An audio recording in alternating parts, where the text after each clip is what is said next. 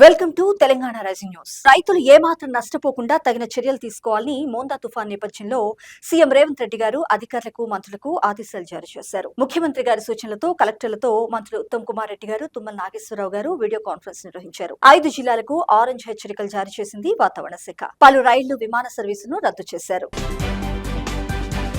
మైనార్టీలకు 4% రిజర్వేషన్ల సాధనలో దివంగత ఎమ్మెల్సీ హఫీజ్ పీర్ షబ్బీర్ అహ్మద్ చేసిన కృషి ఎప్పటికీ మరోలేందని ముఖ్యమంత్రి రేవంత్ రెడ్డి గారు పేర్కొన్నారు. ఇటీవల అనారోగ్యంతో కన్నుమూసిన మాజీ ఎమ్మెల్సీ షబ్బీర్ అహ్మద్ కుటుంబ సభ్యులను ఆయన పరామర్శించారు. షబ్బీర్ అహ్మద్ తెలంగాణ, ఆంధ్రప్రదేశ్ జమైతుల్ ఉలెమా హిందూ ప్రతినిధిగా ఉంటూ హిందూ ముస్లింల ఐక్యతకు ఎంతగానో కృషి చేశారని సీఎం రేవంత్ రెడ్డి గారు గుర్తు చేసుకున్నారు.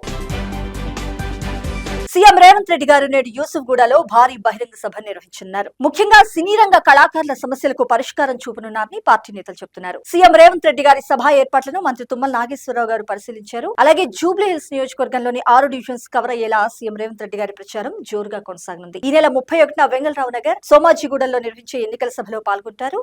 వచ్చే నెల 1న బోరబండ, ఎర్రగడ్డలో జరిగే సభల్లో సీఎం రేవంత్ రెడ్డి గారు ప్రసంగించనున్నారు. 4న షేక్పేట డివిజన్ రహమత్ నగర్ లో జరిగే ప్రచార సభలో పాల్గొనున్నారు. 5న షేక్పేట, యూసుఫ్గూడ సభల్లో సీఎం రేవంత్ రెడ్డి గారు పాల్గొంటారు. 8న 6 డివిజన్లలో మోటార్ బైక్ ర్యాలీలు నిర్వహించనున్నారు.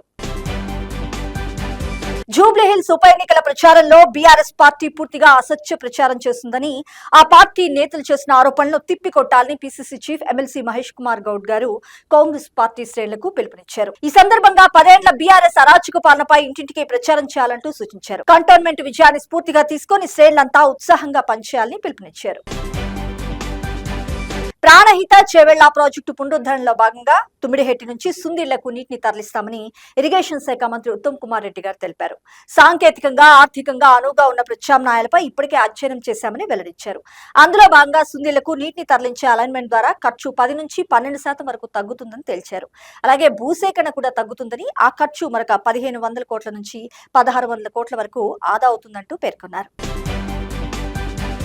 జూబ్లీ హిల్స్ ఉప ఎన్నికల్లో కాంగ్రెస్ పార్టీ ఘన విజయం సాధించేందుకు అవసరమైన కార్యాచరణ రూపొందించేందుకు సోమవారం బంజారా హిల్స్ లోని మినిస్టర్ క్వార్టర్స్ లో మంత్రి పొన్నం ప్రభాకర్ గారి నేతృత్వంలో నియోజకవర్గంలోని యూసుఫ్గూడ డివిజన్ నేతల కీలక సమావేశం ఏర్పాటు చేశారు. ఈ సందర్భంగా కాంగ్రెస్ పార్టీ అభ్యర్థి నవీన్ కుమార్ యాదవ్ కు మద్దతుగా ప్రచారాన్ని మరింత వేగవంతం చేసేలా కార్యాచరణ రూపొందించారు.